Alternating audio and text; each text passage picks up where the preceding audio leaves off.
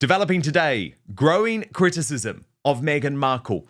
First, she wasn't actually invited to Fashion Week. She invited herself, which is just utterly predictable and hilarious. We knew it, but we now have confirmation from Balenciaga. But second, because in the hours after her crazed husband, Prince Harry, described the big tech media giants, the social media powers like Instagram, as depraved for exploiting children, Meghan went and exploited her own daughter, Lily, in an Instagram post to try and prove that she's a feminist. To all the girls, this world is yours, she wrote, do everything you can to protect your rights. Use your voice, support each other. We will do the same for you. It's your right and our responsibility. Go get 'em, girl. Happy International Day of the Girl. Of course, this also proved what Brittany from the Royal News Network has been saying for some time. Meghan has a favourite child and she doesn't even try and hide it anymore. As she posted, what about International Day of the Boy Child on May the 16th? Meghan's preference for her daughter over her son is quite obvious, and I find it so sad. Brittany, it is desperately sad, but it's also incredibly hypocritical. I mean, how tone deaf is this woman? Or, Brittany, and I know you might say I'm conspiracy-minded here, is she making a point that she doesn't agree with what her husband is saying on stage? Because what else can explain this post coming so soon after Harry's words? Well, I mean, Meghan definitely wants to portray herself as a feminist, but of course, like pretty much everything Meghan does, she overdoes it to such an extent, and it's just so incredibly obvious. Lily got, I think, 4 pictures, a couple videos, and the baby mama dance for her birthday. Archie got 1 solitary picture of him looking out at a sunset, and that was it. Meghan has a clear preference here, and it's not something that I'm necessarily reading into. Like, she just puts it plain out there on Instagram. She puts a lot more emphasis on Lily than she does on Archie. And she wants to have that better connection with her, I guess. And I just find it, again, so incredibly sad that Meghan is being so public with it. She doesn't have to be that public, she chooses to be. And I find that exceptionally sad.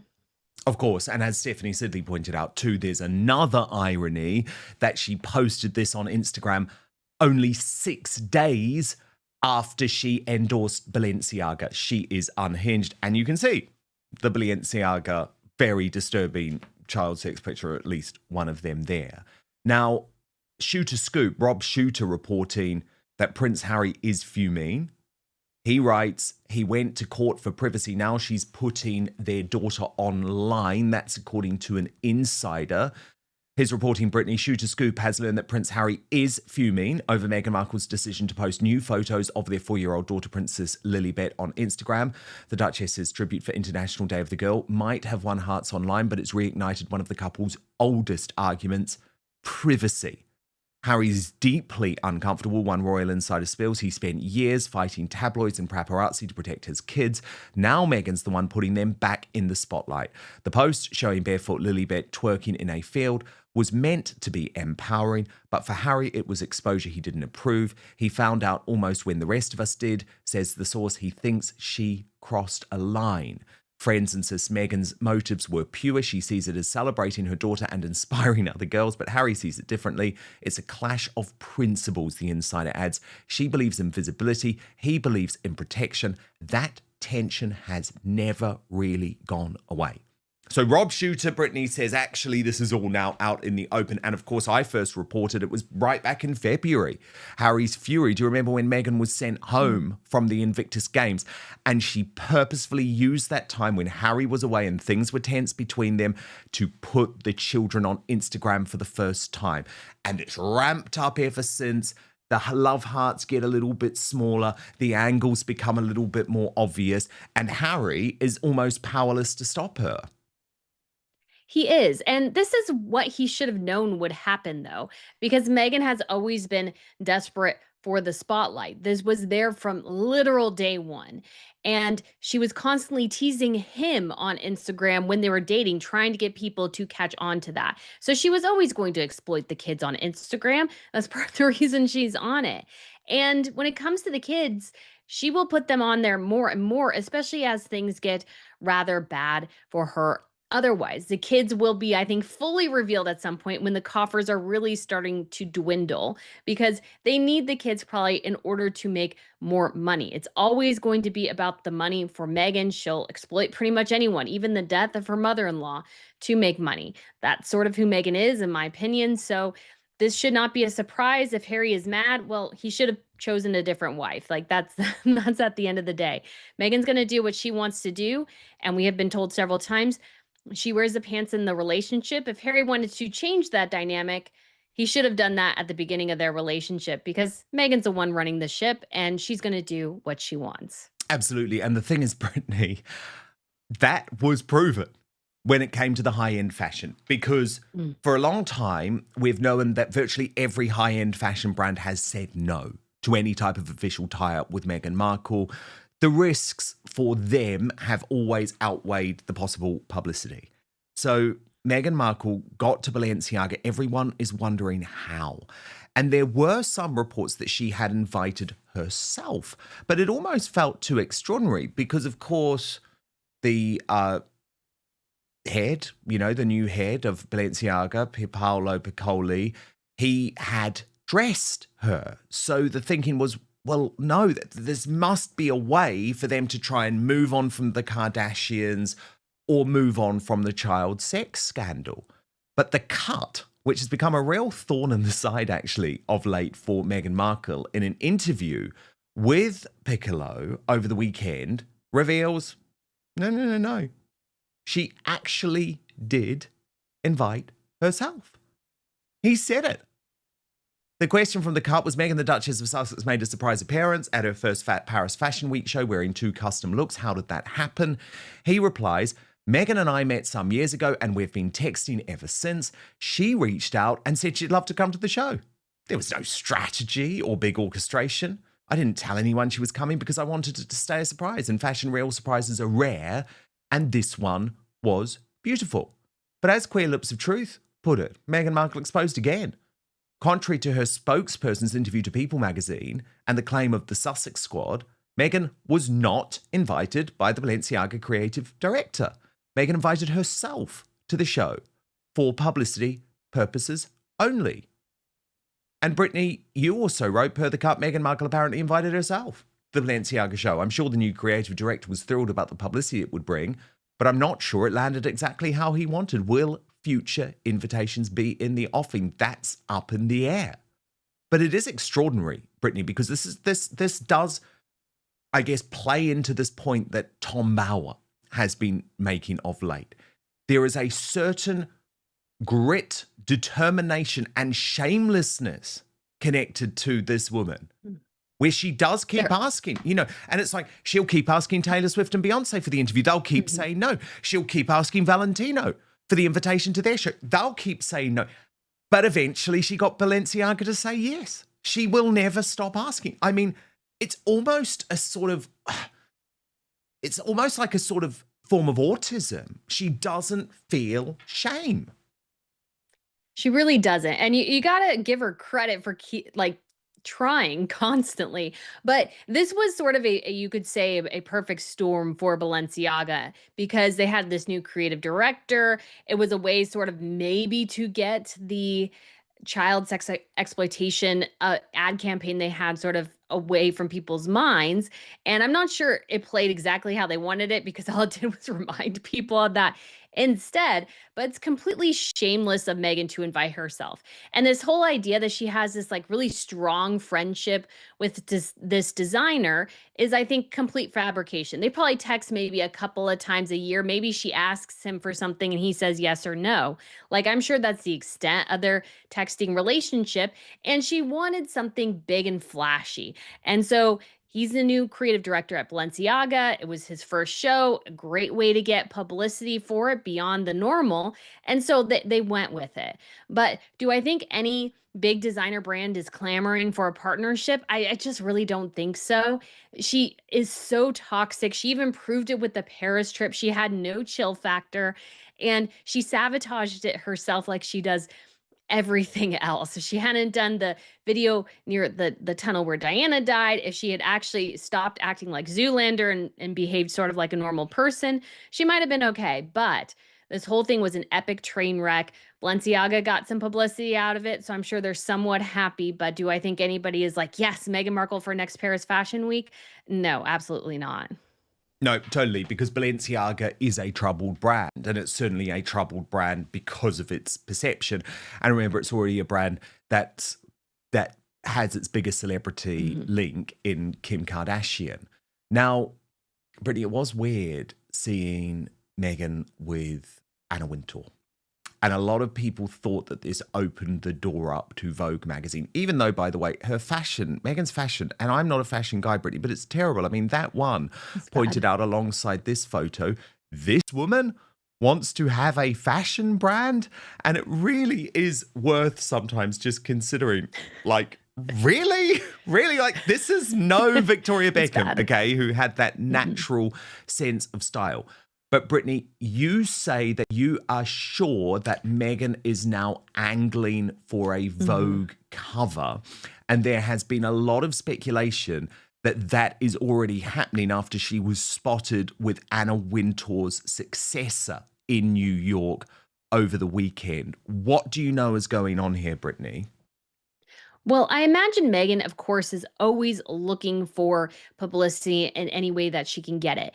And much like Balenciaga, where she had to ask to have an invitation, I'm sure she's lobbying really hard right now to get through for Vogue.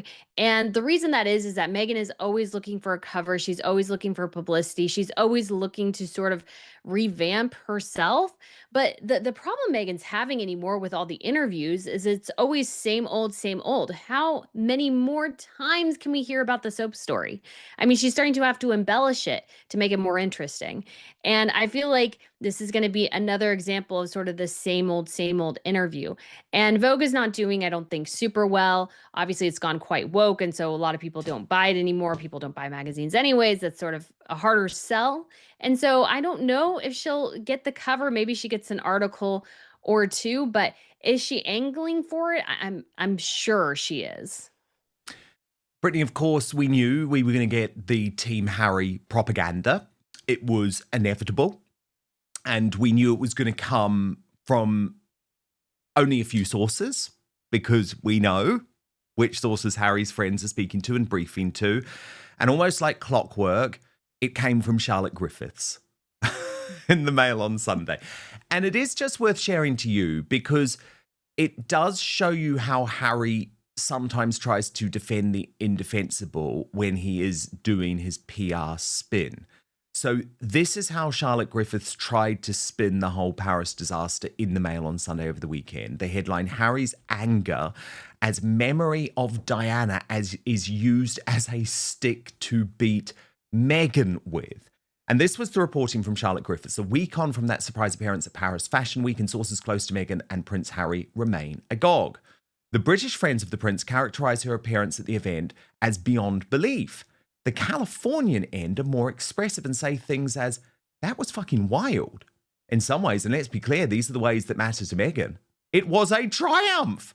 Following the visit, Vogue.com has put her on their best dressed at Paris Fashion Week list, and in an even greater coup, Vogue Supremo Anna Wintour, who is not one of nature's huggers, to put it mildly, seemed to have the very warmest of feelings for the Duchess of Sussex when she met her at the Paris Fashion Show, greeting her with a kiss. Prince Harry believes that the memory of Princess Diana was being used as a stick to beat his wife with during her gaffe-laden trip to Paris last week, friends have told the Mail on Sunday. They say the Duke of Sussex was left hurt and upset after Meghan received backlash for a video which showed her stretching her feet out in the back of a limo. It is understood the Duchess was not aware of the car's location, with friends saying it was a hell of a stretch to suggest she drove past the tunnel on purpose. And Harry, who has not spoken publicly about the row, is said to have been left despondent but not surprised by the barrage of criticism his wife faced. A friend of the couple said Harry was left upset and hurt. Diana's death was used as a stick to beat his wife with. Meghan did not even come close to the tunnel. They added the whole thing is a joke, but not a very funny one for Harry. He was left feeling hurt, but the depressing thing is he wasn't even that surprised. He was more despondent than shocked. For Meghan, the furore surrounding her trip, which she had hoped would mark a flawless debut on the fashion social scene, was so toxic it went down like a sack of cold sick, the friend said. A source insisted last night that unlike Diana in 1997, Meghan was wearing a seatbelt for her journey through Paris. And rather than noting her progress on the way to the £2,500 night hotel Plaza Athene, the Duchess was in fact distracted by preparing a slick Instagram reel of breakfast trays, Eiffel Tower views, and makeup prep. So, Brittany, to me, this is truly fascinating, right? Because it's like Harry's team admit he's despondent. He's upset. Things aren't good. So all of that is accurate, right? The guy is in a very bad place. But of course, the extra layer of spin is that, but it's nothing to do with Meghan. You know, she was completely clueless. She had no idea. She was just preparing her Instagram reel. You know, this is all down to the horrid and nasty press. Well, I don't buy it. And I don't buy that Harry buys it either. But for now, since taking Qualia Senolytic, I felt like I've turned back the clock. I have higher energy, less soreness after exercise, and a big boost in productivity too. That all equals feeling so much better. So experience the science of feeling younger by going to qualialife.com/Dan for up to 50% off your purchase. Use the code DAN, that's DAN, for an additional 15%. So that's QUALIA life.com/Dan for an extra 15% off your purchase. Your older self will thank you. And by the way, thanks to Qualia for sponsoring this episode. Now, let's get back. No, Dan, definitely not. And I have zero sympathy for Harry in this particular situation because throughout his whole relationship with Meghan Markle, Harry has made it very, very, very clear that he wants the public to see connections and similarities between his wife and his mother. So he should not be surprised when we make the connections he has asked us to make. But we made it in a negative way that he didn't like. And I have no sympathy there. This is exactly what he wanted. And yes, it goes maybe well for him in some instances and goes bad for him in other instances. And his wife is nothing like his mother. I think maybe they have they're only their worst traits in common. And Harry should not be surprised, but also I think Harry is mad about the video in Paris. The trip did not go well. Like everything Meghan does, it tends to go really, really sideways. And she should be used to this at this point. She's under a lot of scrutiny and she doesn't act in a way where she understands the scrutiny she's under. And so she makes constant errors. And that was what this Paris trip was. It was a disaster. It didn't go well. And yeah, it was an absolute mess. And Meghan should not be surprised by the negative reaction to it. No, indeed, she really shouldn't. But of course, the spin continues. And what you really see in these instances is who you can trust. And the fact that Charlotte Griffiths actually was able to write and publish that with a straight face, I'm sorry, you can't trust her reporting. But what we do know is that this is what Team Harry is trying to present to the world.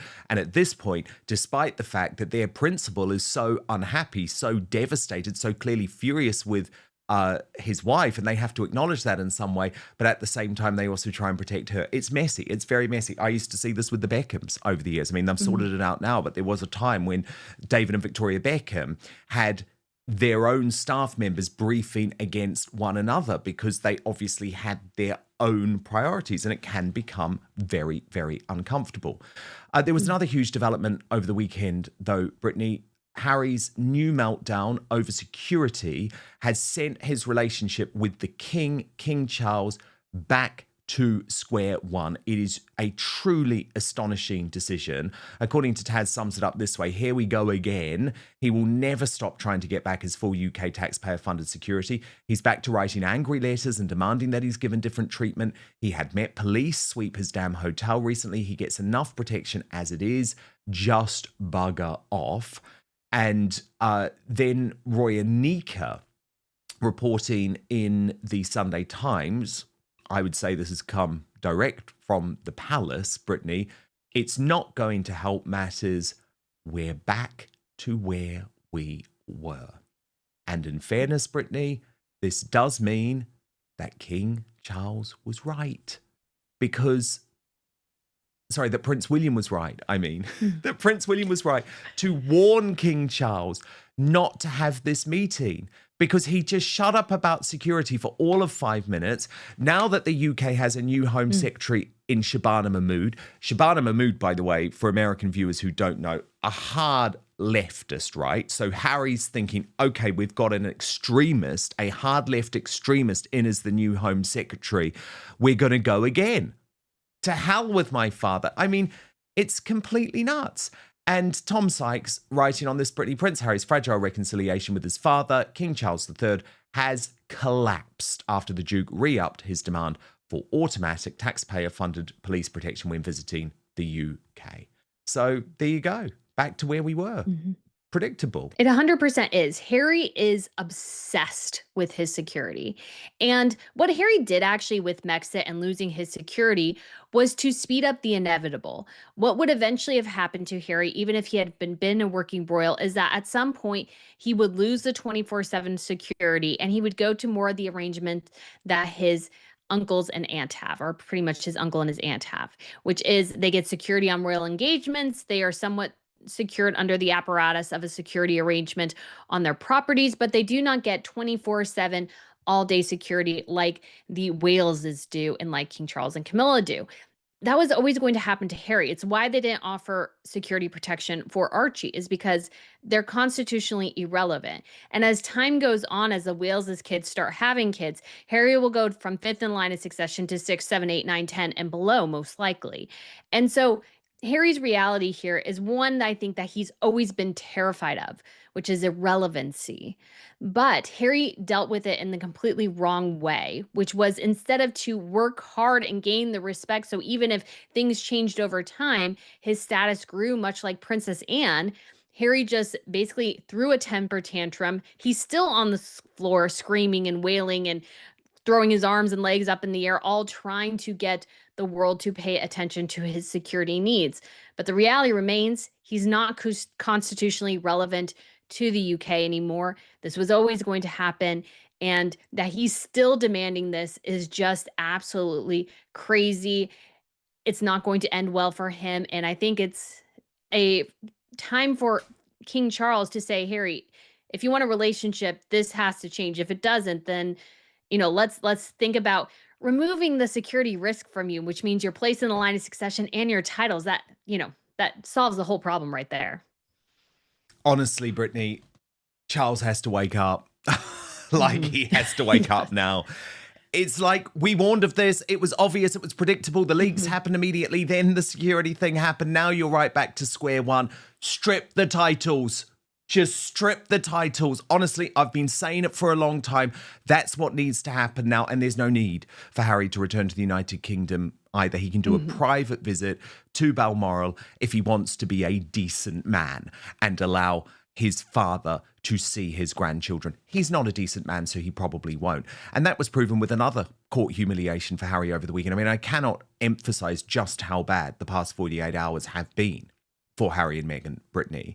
Look at this from the Times. Prince Harry barred from saying Kate and family were victims in privacy claim. A judge has ruled that the Duke of Sussex cannot say in his High Court case that they were the victims of information gathering. And, Justice Nicklin was very, very clear. Well, let me just take you through a little bit of it, Brittany. He Mhm. ruled on Friday that the allegation relating to Kate had been added to Harry's claim too late. The allegation about William's party was never formally part of the claim, but the judge struck out allegations that 3 private investigators were paid for information about William. The judge said he was rejecting irrelevant allegations to stop the case descending into an uncontrolled and wide-ranging investigation akin to a public inquiry. But we know that's exactly what Harry wants. And Mhm. Harry and his lawyer, David Sherborne, are trying to turn this into a show trial, Brittany, and that's why they wanted to bring Prince William and Catherine, the Princess of Wales, into it. I think it's completely despicable. And again, Harry's claim that he knew nothing about this is just laughable. Trust me, your lawyer ain't going into court with something so controversial if you haven't signed it off, and anyone who thinks otherwise is delusional. They were really hoping, I think, this would probably get through because I think Harry's claims himself are very, very weak. His brother and his sisters in law's potential claims in this case, if they had wanted to be part of it, would have been a lot stronger because Catherine and William did have a lot of those issues with phone hacking and everything when they were much younger. And it was something that followed them because the press were more interested in the future king and who he would marry and his long-term girlfriend than they were in the spare. So I think it reveals as well how weak Harry's case is, that he has to drag his brother and sister-in-law into it in order to try to bolster his own defenses is really, really pathetic. And the judge was, I think, completely right to throw it out. It's irrelevant. This isn't a witch hunt. Harry has should have very small parameters to go over. And I'm sure him and his lawyer, in my personal opinion, probably wanted this to get through. And again, the judge made the right call here. Absolutely.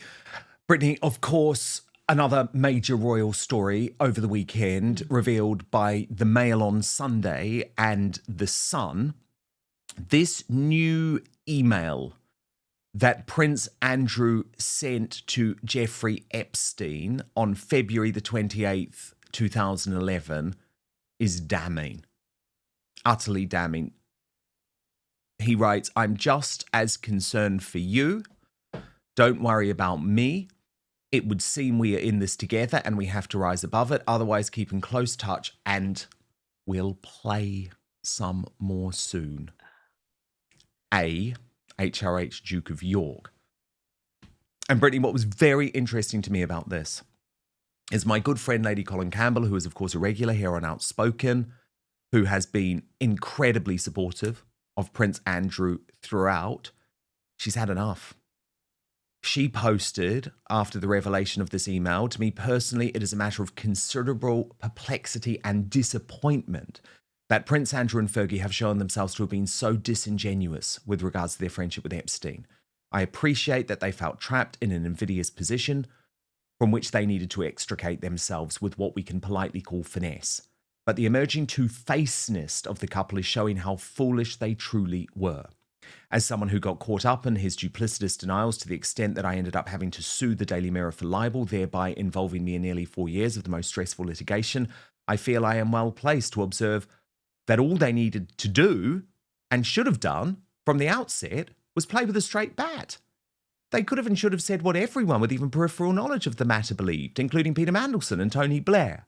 Namely, that Jeffrey Epstein was a sleazebag who availed himself on a daily basis of the services of young women whom he paid to provide him with relief, and while this was morally degenerate in the eyes of many insofar as they were concerned, he had broken no laws, and they felt it was none of their business what he did in their personal life."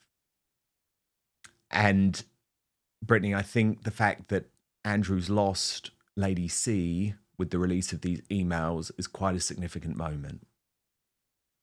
It is. And when it comes to Andrew and Sarah, what has been so evident, I read Andrew Lowney's book, and I think what we've known for a long time is Sarah and Andrew have always been somewhat desperate for money, and they're willing to compromise a lot in order to get it and deal with nefarious people in order to make their own money. And it has resulted in a catastrophic outcome for them.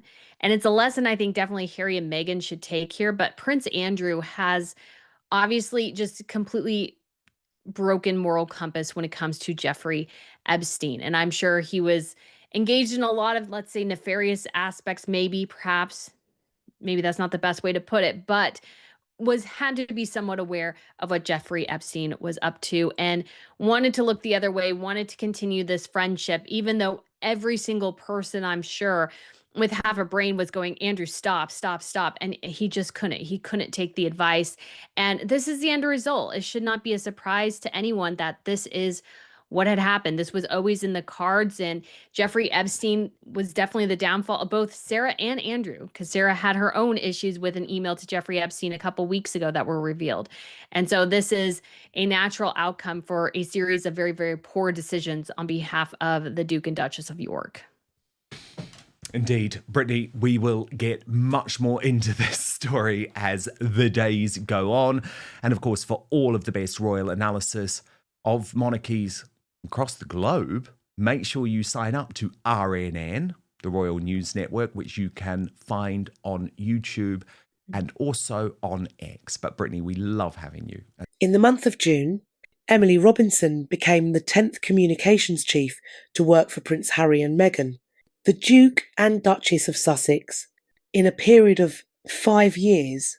However, after only 3 months in the position, she has reportedly resigned, adding to a long line of public relations professionals who have come and gone since the couple left the British royal family in the year 2020 to start an independent life in California. Emily Robinson had been recruited from the streaming company Netflix, where she managed publicity for the Crown, the high-profile drama that revisits the story of the royal family.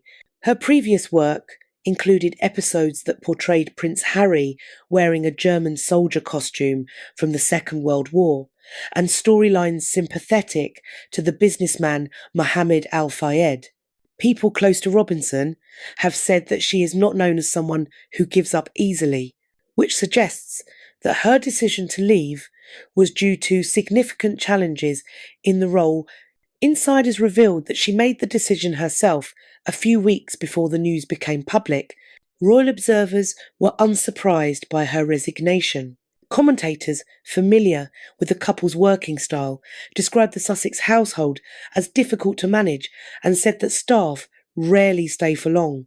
Many believe that the job descriptions often change once new employees begin working for them, leading to frustration and early departures. Sources familiar with the matter suggested that Meghan's strong personality and desire for creative control may have played a role. It has been said that she likes to oversee every detail of her public image, which at times leads to disagreements or public relations missteps. An example cited was her recent appearance at Paris Fashion Week earlier this month, where she posted a video of herself driving through the city with her feet up in the back seat of a car. The clip sparked controversy because the route resembled the one taken by Princess Diana on the night of her tragic death in 1997. Many experts viewed the timing and nature of the post as a serious public relations mistake. Analysts have noted that the Sussexes' communications strategy often appears inconsistent. For instance, at their American lifestyle brand, originally called American Riviera Orchard, was recently renamed as Ever, a change that critics labelled disorganised. Meghan's 6-part cooking series for Netflix also received poor reviews in both the United Kingdom and the United States. While her podcast, Confessions of a Female Founder, quickly dropped in popularity, adding to their public image troubles, Meghan was recently criticised for using the title Her Royal Highness in certain communications, an action that may have breached the agreement she and Harry made with the late Queen Elizabeth II when they stepped back from royal duties in 2020. The couple reportedly responded by dismissing 2 of their communications directors, one based in Britain and another in California, and soon after, another senior staff member at their Archibald Foundation also resigned. Even the person managing Meghan's social media content decided to leave around the same time. Afterward, the couple hired a new public relations firm called Method Communications, known for its unconventional and risk-taking approach. One of the firm's early actions was to release a video showing a heavily pregnant Meghan dancing in a maternity ward, a clip that was widely mocked online, but nevertheless attracted more than 42 million views. Commentators now believe that Emily Robinson's resignation reflects broader challenges within the Sussexes' public image management. Observers say that while the couple seek independence and authenticity, their constant visibility and frequent attempts to shape their narrative have often backfired. According to royal analysts, the pair may benefit from adopting a quieter, more restrained approach to public relations, focusing on their stated wish for a private family life, rather than continuing to seek attention through high-profile appearances and controversial projects.